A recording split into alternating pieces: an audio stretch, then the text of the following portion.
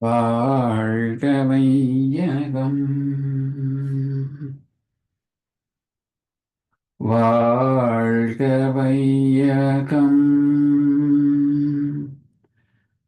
வாழ்க வளமுடன். சிந்தனையை, உடல் நலத்தை சீரமைத்து ஓய்வித்த குருவே வாழ்க, குருவே துணை. வேதாத்ரியம் வாழ்க வளமுடன். இன்று வரை உலகில் தோன்றிய அனைத்து சித்தர்களும் ஞானிகளும் மகான்களும் மற்றும் வேதாத்திரிய கோட்பாடுகளை அர்ப்பணிப்புணர்வோடு அகிலமெங்கும் உணர்வாக்கிக் கொண்டிருக்கும் ஞான ஆசிரியர்களின் மதிநுட்பமும் குருவருளோடு சுக்குமமாய் நம்மை சூழ்ந்திருந்து நாம் ஓய்வதற்கு துணை நிற்குமாக என்று சங்கல்பித்துக் கொண்டு இன்றைய தவ நிகழ்வை இறைவணக்கம் குரு வணக்கத்தோடு நாம் இனிதே துவங்குவோம். இறை வணக்கம் மற்றும் குரு வணக்கம் பாடிட அருள்நிதி சங்கரி செந்திலம்மா அவர்களை அன்போடு அழைத்தமைவோம். வாழ்க வளமுடன்மா. வாழ்க வளமுடன். குரு வாழ்க, குருவே துணை. இறை வணக்கம். ஆதி எனும் பரம்பொருள் மெய் எழுச்சி பெற்று அணுவென்ற உயிராகி அணுக்கள் கூடி மோதி நைந்தி இயங்குகின்ற நிலைமைக்கேற்ப மூலகங்கள் பலவாகி அவை இணைந்து வேதித்த அண்ட கோடிகளாய் மற்றும் பிறப்பிறப்பிடை புணர்தல் இயக்கமாகி நீதி நெறிபுணர் மாந்தராகி வாழும் நிலையுணர்ந்து தொண்டாற்றி இன்பம் காண்போம், இன்பம் காண்போம். குரு வணக்கம்.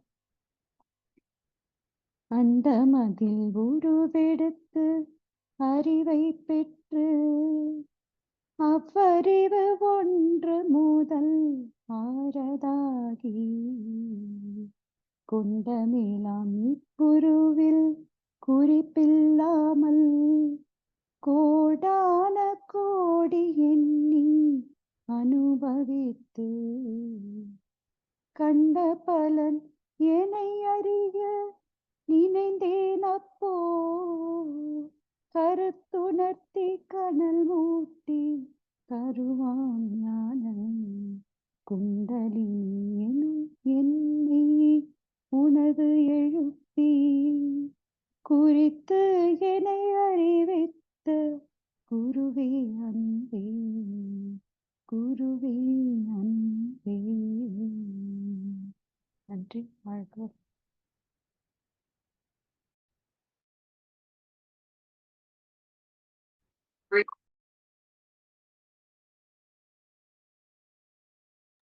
குருவே துணை. உயும் பகை தேடி உள்ளம் உருகி நின்றே உயர் ஞான தீட்சையினால் உள்ளொடுங்கி மெய்யுணர்வு என்ற பெரும் பதம் அடைந்தேன். மெய்யுணர்வு என்ற பெரும் பதம் அடைந்தேன். மேல் நிலையில் மனம் நிலைத்து நிற்க நிற்க ஐயுணர்வும் ஒன்றாகி அறிவறிந்தே ஆசை என்ற வேகம் ஆராய்ச்சியாச்சு செய்தொழில்களில் கடமை உணர்வு பெற்றேன். செய்தொழில்களில் கடமை உணர்வு பெற்றேன். சிந்தனையில் ஆழ்ந்து பல விளக்கம் கண்டேன். குரு சிந்தனையில் ஆழ்ந்து பல விளக்கம் கண்டேன். குருவே துணை, குருவே துணை, குருவே துணை, குருவே துணை.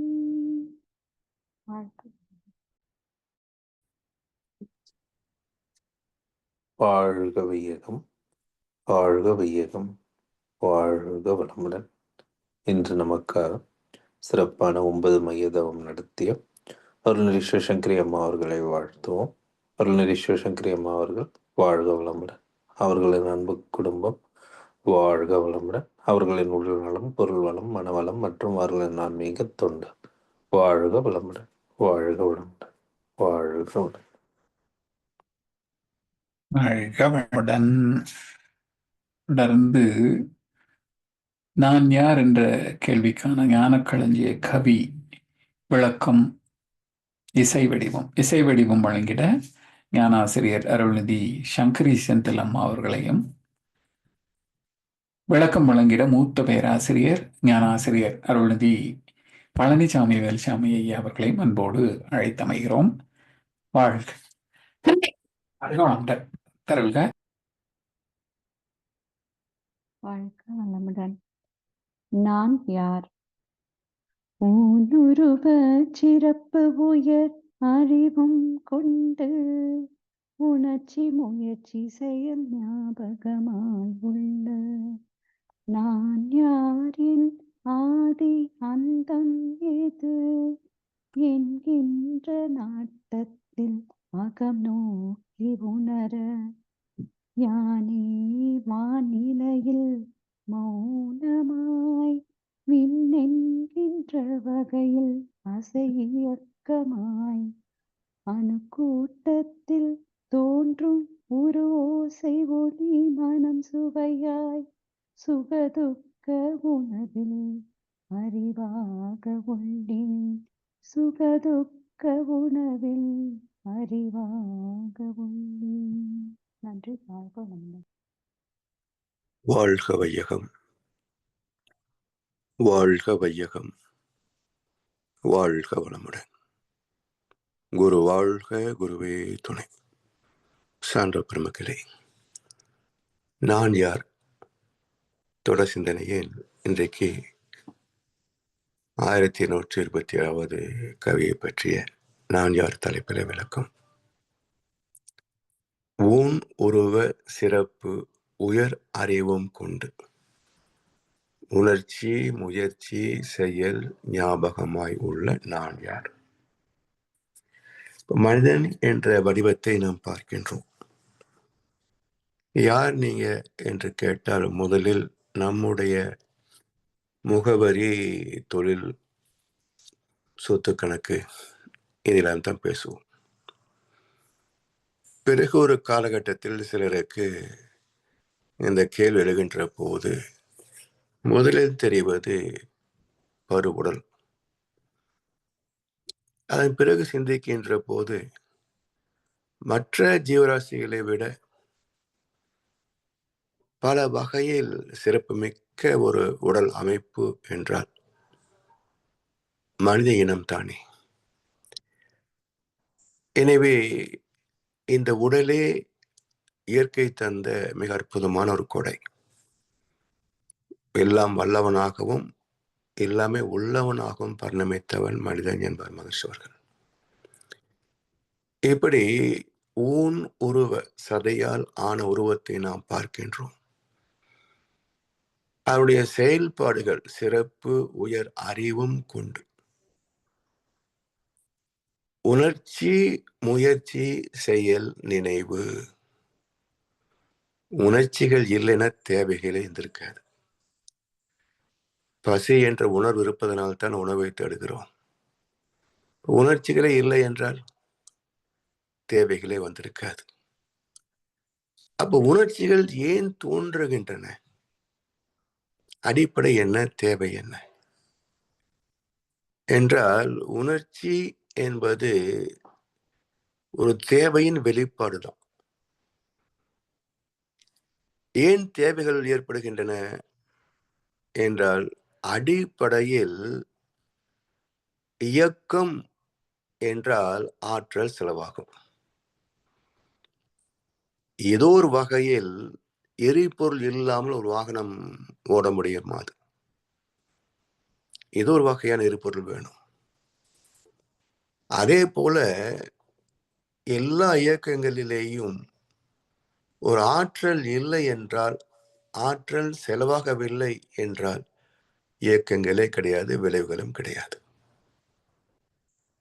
அப்ப இந்த ஆற்றல் எங்கே இருந்து நமக்கு கிடைக்கும்? மனிதர்களுக்கு உணவிலிருந்து, மற்ற ஜீவராசிகளுக்கு, சைவ பச்சினிகளுக்கு தாவரங்கள், அசைவ பச்சினிகளுக்கு இன்னொரு ஜீவன். சரி, இயக்கங்கள் பஞ்சபூதங்கள் வருகின்ற போது அங்கே ஒரு ஆற்றல் தேவைப்படுகிறது இயக்கத்திற்கு. இப்ப முதலில் எங்கே ஒரு இயக்கம் தோன்றியது? இறை துகள். அப்ப இறை துகள் சுழல்வதற்கான ஆற்றல் எங்கே இருந்து வருகிறது? விஞ்ஞானத்தில் என்ன சொல்றாங்க? அணு சுழல்வதற்கான ஆற்றல் அணு கருவில இருந்து கிடைக்கிறது என்பார்கள். Core point. அப்ப அந்த அணு கரு என்பது இயக்கமா இருப்பா? இருப்புதான். அப்ப சுத்த வெளியிலிருந்து பின்னப்பட்ட ஒரு இருப்பு, அதில் இருக்கின்ற ஆற்றலை எழுச்சி பெற்ற இயக்கம். இந்த இயக்கம் முடிகின்ற போது மீண்டும் அது சுத்த வெளியோடு கலந்து போகும். இப்படி தோன்றிய அனைத்தும் மனிதன் வரைக்கும் எடுத்துக்கொள்ளுங்களேன். உணவை செரிக்கின்ற ஆற்றல் ஒரு 35-40 வயது வரைக்கும் சிறப்பாக இருக்கும். 40க்கு பிறகு உருளைக்கிழங்கு முடியாது, முட்டை முடியாது, கிழங்கு வகைகள் முடியாது, அசைவம் சிரமமா இருக்கும். அப்போ இந்த உடலுக்கு உணவை செரிக்கின்ற திறமையே குறைந்து போகிறது. வயதாக ஆக இந்த உடல் உறுப்புகளே தளர்ச்சியை நோக்கி நகர்கின்றன. ஒரு கட்டத்தில் வயதாக பார்த்தீங்கன்னா உணவே குறைந்து போகும். என்ன அர்த்தம்? செரிக்கின்ற அளவு திறமை குறைந்து கொண்டே வந்துடும். ஒரு நாள் முடிந்தும் போகும். இப்படி வரவு, செலவு, இருப்பு, இதுதான் வாழ்க்கை. இருப்பு தான் வாழ்க்கை. வரவு இல்லைன்னா செலவு எங்கே, இருப்பு எங்கே? எனவே இந்த உணர்ச்சிகள் வெளிப்படுத்துகின்ற தேவைகள், அதை நிறைவு செய்யக்கூடிய வளங்கள், எல்லா ஜீவராசிகளுடைய தேவைகளை எது நிறைவு செய்கிறது? அதாவது ஒவ்வொரு ஜீவனும் இன்னொன்றை சார்ந்தே வாழ்கிறோம். சார்பு வாழ்க்கை. உணவை சார்ந்துதான் உயிர் வாழ்க்கை, மழையை சார்ந்துதான் தாவரங்கள். இப்படி எல்லா இயக்கங்களும் ஒன்றை சார்ந்து சார்ந்து சார்ந்தே தான் இயங்கிக் கொண்டிருக்கின்றன, வாழ்ந்து கொண்டிருக்கின்றோம். அப்ப இதை உணர்ந்து பார் அப்படின்றார் வள்ளுவர் பெருந்தகை. சார்பு உணர்ந்து சார்பு கெட ஒழுகின் மற்று ஆங்கு சார்தரா சார் தரு நோய். எல்லாமே எதை சார்ந்திருக்கிறதுன்னு ஒவ்வொன்றா கடந்து கடந்து போனோம் வச்சுங்களேன். ஜீவன்கள் உணவை சார்ந்திருக்கின்றன, உணவு மழையை சார்ந்திருக்கிறது, மழை கடலை சார்ந்திருக்கிறது, கடல் பஞ்சபூதங்களை சார்ந்திருக்கிறது, பூமி சூரிய மண்டலத்தை சார்ந்திருக்கிறது. இப்படியே போன கடைசியில இறைநிலையில போய் முடியும். சுத்த வெளி எதை சார்ந்திருக்கிறது? அது எதையும் சாரவில்லை. அப்போ சுத்த வெளியை தவிர மற்ற எல்லாமே சார்ந்து வாழ்கின்ற, சார்ந்து இயங்குகின்ற இயக்கங்களே, தோற்றங்களே, ஜீவன்களே. அப்ப எதையுமே சாராத ஒன்று இறைநிலை. அதை சார்ந்து விட்டால் எந்த தேவையும் இருக்காது என்றார். சார்பு உணர்ந்து சார்பு கெட ஒழுகின் மற்ற ஆங்கு சார் தரா சார் தரு நோய். பசியே தோன்றாது. ஜீவன்ல சித்தர்ல எல்லாம் ஜீவசமாதி அடைந்திருக்கிறாங்க, வாழ்ந்து கொண்டுதான் இருக்கிறாங்க. ஆனா உணவு இல்லை, உழைப்பு இல்லை, உணர்வுகள் இல்லை. ஆனாலும் அவருடைய எண்ணங்களை தொடர்ந்து இந்த வான்காந்தத்திலே அந்த குறிப்பிட்ட கோவில்களிலே பரப்பிக் கொண்டே தானே இருக்குது. அது போல இறைவனை சார்ந்து விட்டால் வேறு எதுவுமே தேவை இருக்காது. அதனால் அந்த இறைவனை சார்ந்து விடு என்கிறார் வள்ளுவர். அதுபோல உணர்ச்சி என்பது பொதுவான இயக்கத்திற்கான ஊக்கம். உணர்ச்சிகளை வெளிப்படுத்தி தேவைகளை உணர்த்துகிறது. பசி வந்ததுக்கு அப்புறம் தான் உணவை தேடுவோம். பிறகு அந்த உணவை எப்படி பெற முடியும்? நாமளே தயார் செய்வதா, இல்லை உணவகத்திற்கு போவதா, அதை வாங்குவதற்கான பணம் இருக்கா, அதுக்கு உழைக்கணுமா? இப்படி ஒன்றை சார்ந்த ஒன்று, ஒன்றை சார்ந்த ஒன்று என்று உலகம் ஒரு தொடர் இயக்கத்தில், தொடர் பயணத்தில் அமைந்திருக்கிறது. அப்போ உணர்ச்சி, முயற்சி, செயல் அதோட போயிருந்தா நமக்கு பிரச்சனையே கிடையாது. ஆனா நினைவுகள், அனுபவத்தினுடைய நினைவுகள், இதுதான் நம்மை வாட்டி வதைத்துக் கொண்டிருக்கிறது. பதிவுகளே இல்லை என்றால் விளைவு எங்க? அப்போதே வருகின்ற விளைவோடு சரியா போகும். என்றைக்கோ செய்ததுக்கான விளைவு என்றைக்கோ வராது இல்லையா? அப்ப அந்த நினைவுக்கு அடிப்படையான பதிவுகள். இந்த நினைவாய் உள்ள நான் யார், என் ஆதி அந்தம் எது என்கின்ற நாட்டத்தில் அகநோக்கி உணர. இந்த கேள்வி வருகின்ற போதெல்லாம் உடலை பார்க்கிறோம். உடல் உறுப்புகளால் ஆனது, பல உறுப்புகளால் ஆனது. ஒவ்வொரு உறுப்பும் எதனால் ஆனது? 7 தாதுக்களில் 1, 2, 3, 4, 7 ஒரு காம்பினேஷன் அதிலே உருவானது. அப்ப இந்த 7 தாதுக்கள் எங்கிருந்து வந்தன? நவக்கோள்கள். பிறப்புக்கு காரணம் என்ன? நட்சத்திரங்கள், நவக்கோள்கள், பஞ்சபூதங்கள். அப்போ பூமி அடிப்படை. இது எங்கிருந்து வந்தது? சூரியன் தோன்றிய போது சூரியனிலிருந்து வெளியே வந்தது. இப்படி ஒவ்வொன்றினுடைய பூர்வீகத்தை ஆராய்ந்து கொண்டே போகும். அப்போ நான் யார், என் ஆதி அந்தம் எது என்கின்ற நாட்டத்தில், அதாவது ஆதி அந்தம் என்பது உடலுக்கே தவிர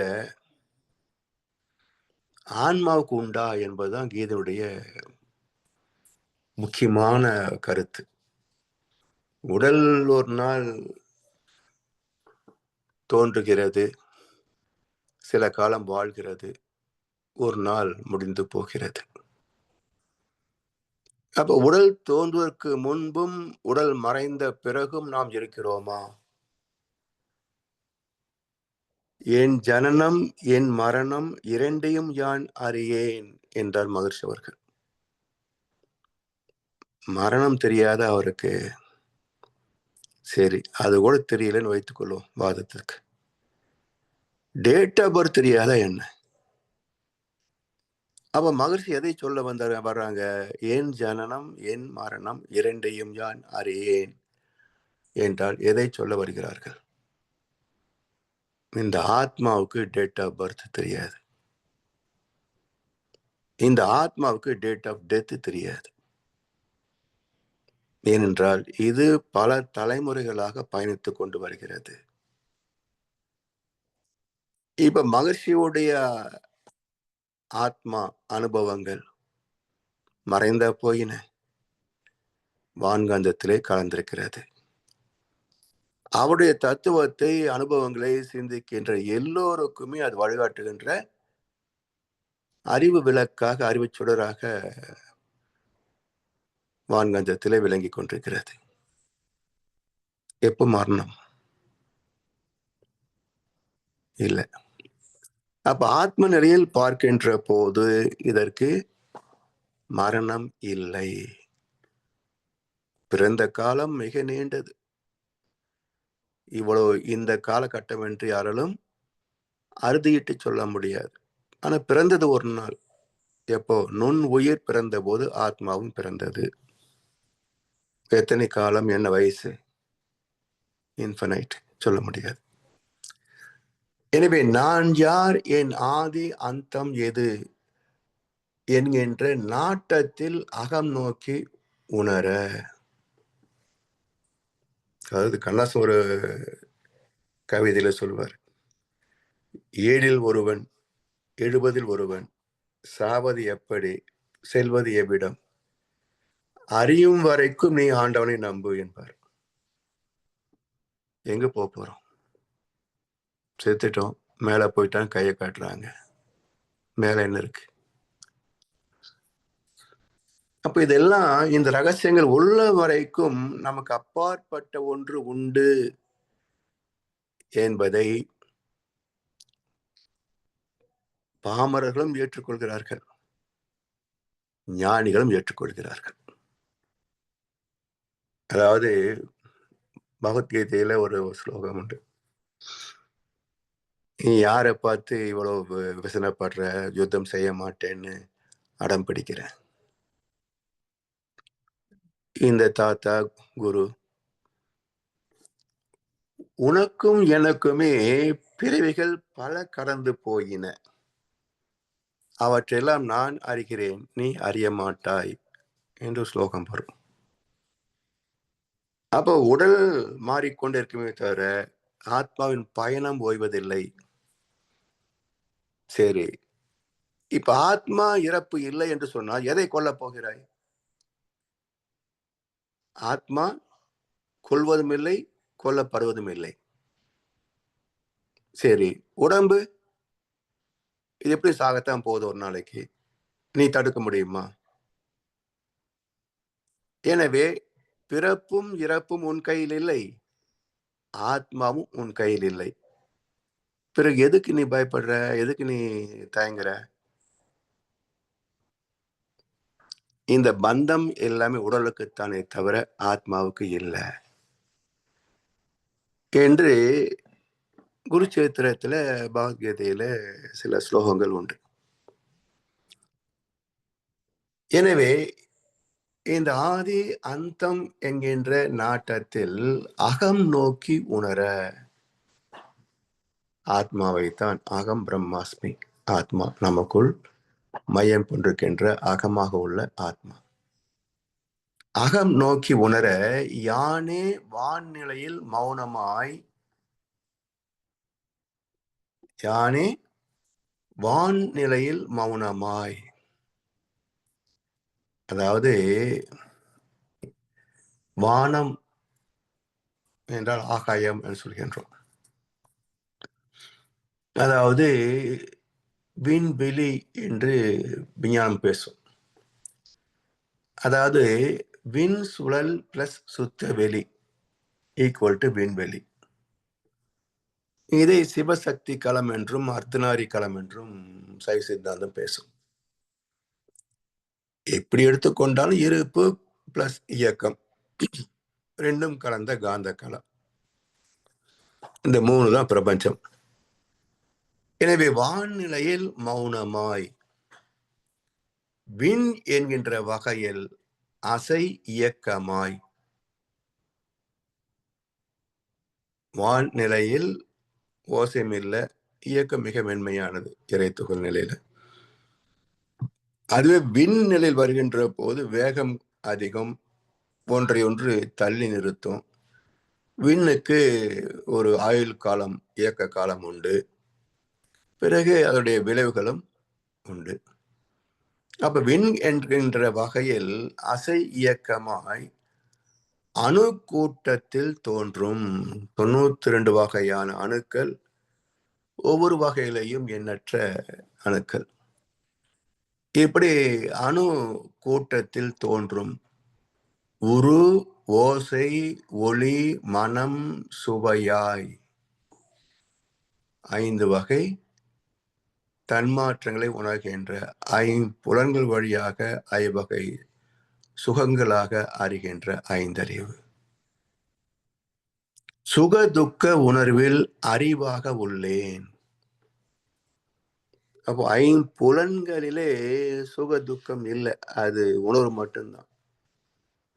அந்த உணர்விலே ஏற்புத்தன்மை இருந்தால் சுகம், இல்லை என்றால் துக்கம்.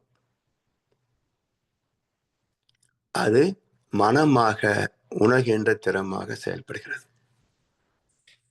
அப்ப அழுத்தம், ஒளி, ஒளி, சுவை, மனம் மற்றும் மனமாக இயங்குகின்றேன். இந்த ஆறுக்கும் அடிப்படை என்ன? அகம். அகம் எங்கே இருந்து வந்தது? அகம் பிரம்மாஸ்மி.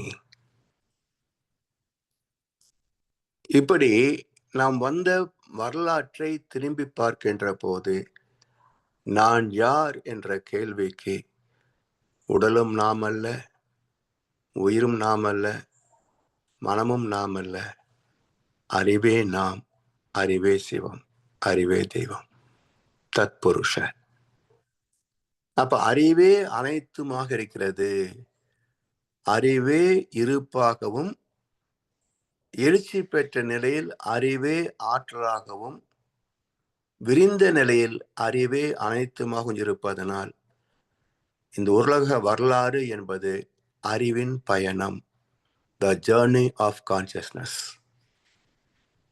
என்ற அற்புதமான ஒரு விளக்கம். நான் யார் என்ற ஒரு சிறிய கேள்வி, இரண்டு எழுத்துக்களில் 2 வார்த்தைகளில் ஒரு சிறிய கேள்வி, ஆனால் விளக்கமோ ஆயிரக்கணக்கான பக்கங்கள்.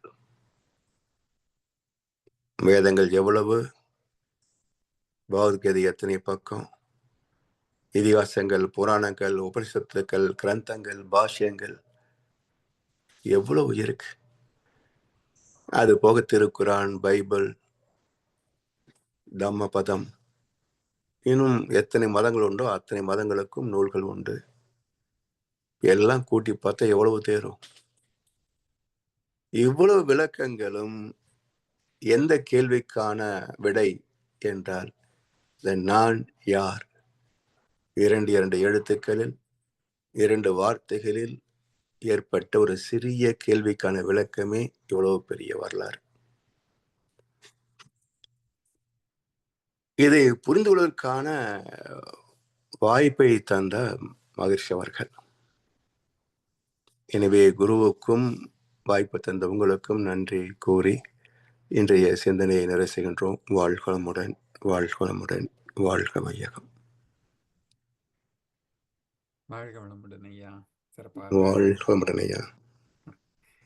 மிக அருமையாக ஞானக்களஞ்சிய கவிகளுக்கு விளக்கம் வழங்கி வந்து கொண்டிருக்கும் மூத்த பேராசிரியர் ஞானாசிரியர் அருள்நிதி பழனிசாமி வேலுச்சாமி ஐயா அவர்களும் அவரது அன்பு குடும்பத்தினரும் அருட்பெயர் ஆற்றல் கருணையினால் உடல் நலம், நீள ஆயுள், நிறை செல்வம், உயர் புகழ், மெய்ஞானம் ஓங்கி வாழ்க வளமுடன், வாழ்க வளமுடன், வாழ்க வளமுடன் பாடலுக்கு பாடி நிறைவு செய்ய அருள்நிதி சங்கரி செந்திலம்மா அவர்களை அன்போடு அழைத்தமைவோம். வாழ்க வளமுடன்.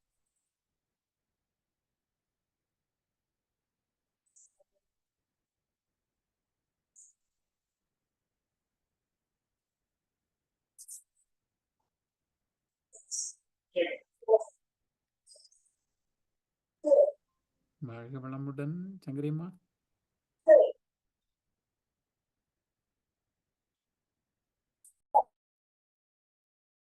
ஓ, மணிக்கணன் மியூட்ல தான். வேதாத்திரிய பாடல்.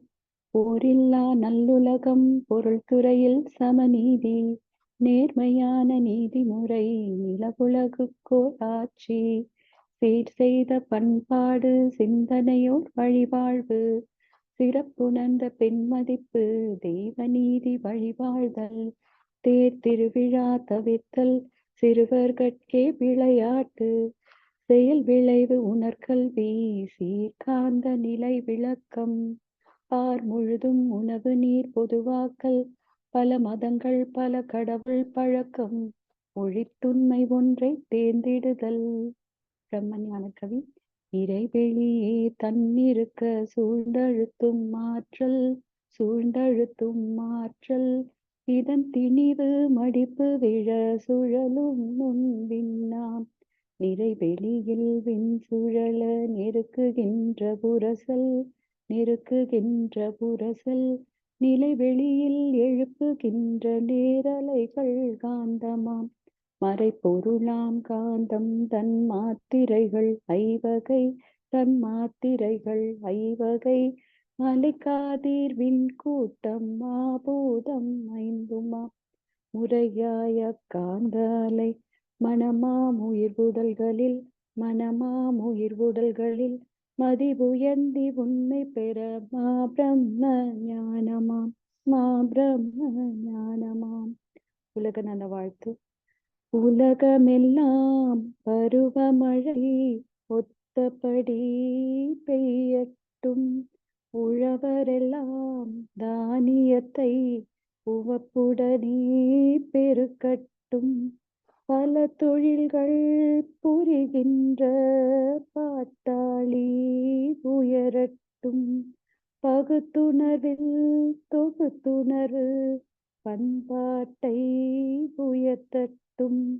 கலகங்கள் போட்டி பகை கடந்து ஆட்சி நடக்கட்டும். கல்லாமை கடன் வறுமை களங்கங்கள் மறையட்டும்.